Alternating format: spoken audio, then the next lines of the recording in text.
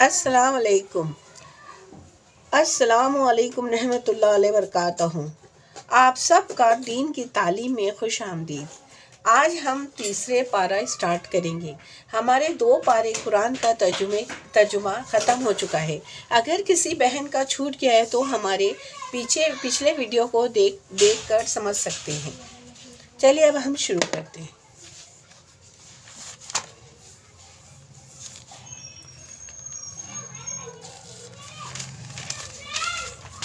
اعوذ باللہ من الشیطان الرجیم، بسم اللہ الرحمن الرحیم۔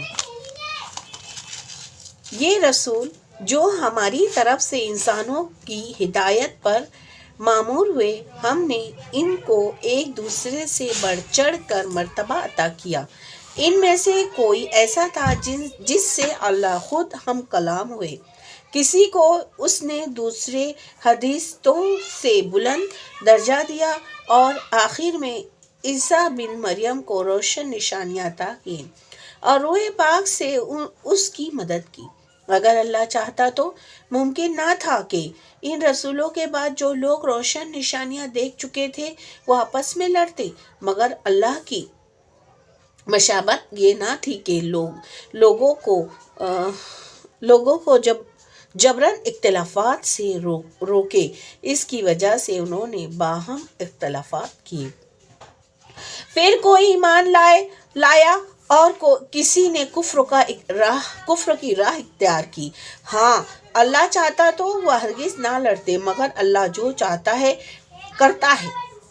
اے لوگو جو ایمان لائے ہو، جو کچھ مال متاع ہم نے تم کو بخشا ہے اس میں سے خرچ کرو، قبل اس کے کہ وہ دن آئے جس میں نہ خرید و فروخت ہوگی، نہ دوستی کام آئے گی، نہ سفارش چلے گی، اور ظالم اصل میں وہی ہے جو کفر کی روشن اختیار کرتا ہے۔ اللہ وہ زندہ جاوید ہستی ہے جو تمام کائنات کو سنبھالے ہوئے ہے۔ اس کے سوا کوئی اللہ نہیں ہے۔ وہ نہ سوتا ہے اور نہ اسے اونگ لگتی ہے۔ زمین اور آسمان میں جو کچھ ہے اسی کا ہے۔ کون ہے جو اس کی جناب میں اس کی اجازت کے بغیر سفارش کر سکے؟ اور جو کچھ بندوں کے سامنے ہے اسے بھی وہ جانتا ہے، اور جو کچھ ان سے اجل ہے اس سے بھی وہ واقف ہے، اور اس کی معلومات میں کوئی چیز ان کے گرفت ادراک میں نہیں آ سکتی، اللہ یہ کہ کسی چیز کا علم خود ان کو دینا چاہے۔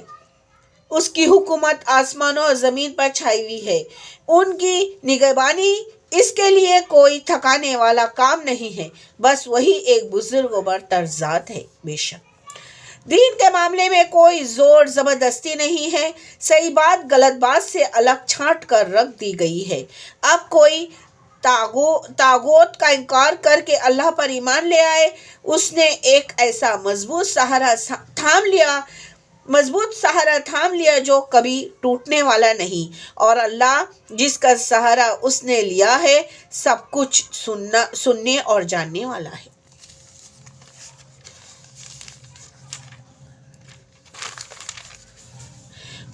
جو لوگ ایمان لاتے ہیں ان کا حامی و مددگار اللہ ہے، اور وہ ان کو تاریکیوں سے روشنی میں نکال لاتا ہے، اور جو لوگ کفر کی راہ اختیار کرتے ہیں ان کی حامی و مددگار طاغوت ہے، اور وہ انہیں روشنی سے تاریکیوں کی طرف کھینچ لے جاتا ہے۔ یہ آگ میں جانے والے لوگ ہیں جہاں یہ ہمیشہ رہیں گے۔ کیا تم نے اس شخص کے حال پر غور نہیں کیا جس نے ابراہیم علیہ السلام سے جھگڑا کیا تھا؟ جھگڑا اس بات پر کہ ابراہیم کا رب کون ہے، اور اس بنا پر کہ اس شخص کو اللہ نے حکم دے رکھی تھی۔ جب ابراہیم نے کہا کہ میرا رب وہ ہے جس کے اختیار میں زندگی اور موت ہے، تو اس نے جواب دیا زندگی اور موت میرے اختیار میں ہے۔ ابراہیم نے کہا اچھا، اللہ سورج کو مشرق سے نکال لیتا ہے تو ذرا اسے مغرب سے نکال لا۔ یہ سن کر منکرین حق ششادر رہ گیا، مگر اللہ ظالموں کو راہ راست نہیں دکھایا کرتا۔ یا پھر مثال کے طور پر اس شخص کو دیکھو جس کا گزر ایک ایسی بستی پر ہوا جو اپنی چھتوں پر اوندھی گری پڑی تھی۔ اس نے کہا، یہ آبادی جو ہلاک ہو چکی ہے، اے اللہ یہ کس طرح دوبارہ زندگی بخشے گا؟ اے اللہ اسے اللہ کس طرح دوبارہ زندگی بخشے گا؟ اس پر اللہ نے اس کی روح قبض کر لی اور وہ 100 برس تک مردہ پڑا رہا۔ پھر اللہ نے اسے دوبارہ زندگی بخشی اور اس سے پوچھا، بتاؤ کتنی مدت پڑے رہے ہو؟ اس نے کہا، 1 دن یا چند گھنٹے رہا ہوگا۔ فرمایا، تم پر 100 برس اسی حالت میں گزر چکے ہیں۔ اب ذرا اپنے کھانے اور پانی کو دیکھو کہ اس میں ذرا تغیر نہیں آیا ہے۔ دوسری طرف ذرا اپنے گدھے کو بھی دیکھو کہ اس کا، اور یہ ہم نے اس لیے کیا ہے کہ ہم تمہیں لوگوں کے لیے ایک نشانی بنا دینا چاہتے ہیں۔ پھر دیکھو کہ ہڈیوں کو اس بنجر کو ہم کس طرح اٹھا کر گوشت پوست میں اس پر چڑھاتے ہیں۔ اس طرح جب حقیقت اس کے سامنے بالکل نمایاں ہو گئی تو اس نے کہا، میں جانتا ہوں کہ اللہ ہر چیز پر قدرت رکھتا ہے۔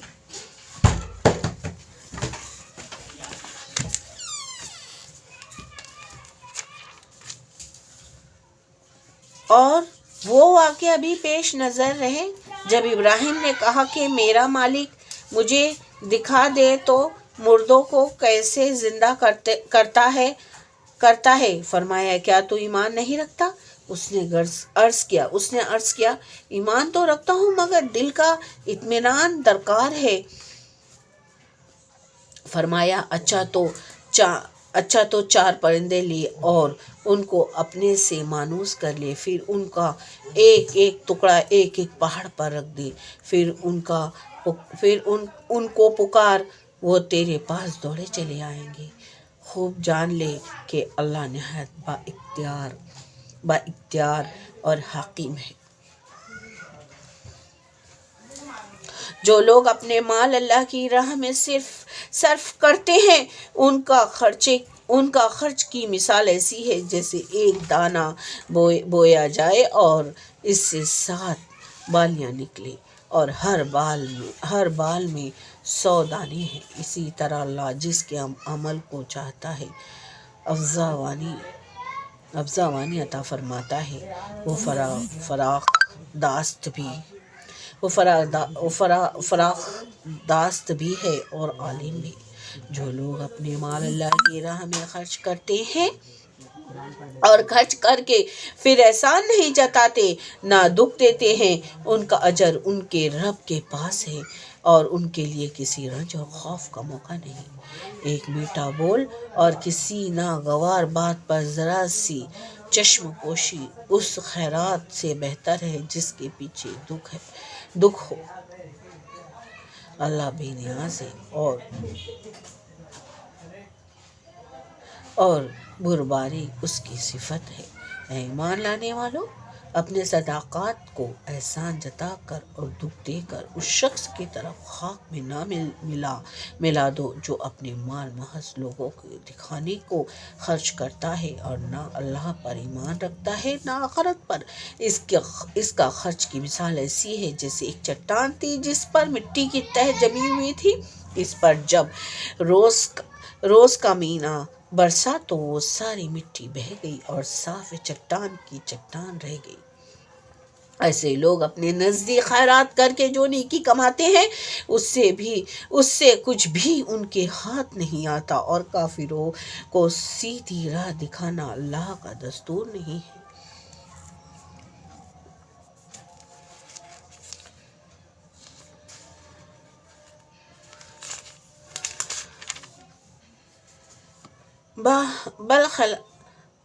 بخلاف اس کے جو لوگ اپنے مال محض اللہ کی رضا جوئی کے لیے دل کے پورے ثبات ثبات و قرار کے ساتھ خرچ کرتے ہیں، ان کا خرچ کی مثال ایسی ہے جیسے کسی سطح مرتفع پر ایک باغ ہو، اگر زور کی بارش ہو جائے تو دگنا پھل لائے، اور اگر زور کی بارش نہ بھی ہو تو ایک ہلکی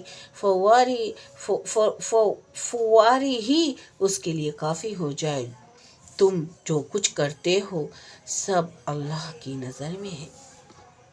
کیا تم میں سے کوئی یہ پسند کرتا ہے کہ اس کے پاس ایک ہرا بھرا باغ ہو، نہروں سے سیراب اور کھجوروں، انگوروں اور ہر قسم کے پھلوں سے لدا ہوا، اور عین اس وقت ایک تیز بگولے کی زرد میں آ کر جھلس جائے، جبکہ وہ خود بوڑھا ہوا اور اس کے کمسین بچے بھی ابھی کسی لائق نہ ہو۔ اس طرح اللہ اپنی باتیں تمہارے سامنے بیان کرتا ہے، شاید کہ تم غور و فکر کرو۔ آج ہم نے تیسرے پارے کی 4 رکوع تک پڑھ لیا ہے۔ اب کل یا کبھی بھی جب ہمیں وقت ملے گا انشاءاللہ تعالی ہم اس کے آگے پڑھیں گے، کنٹینیو کریں گے۔ چلیے ابھی تک کے اتنا ہی، اللہ حافظ۔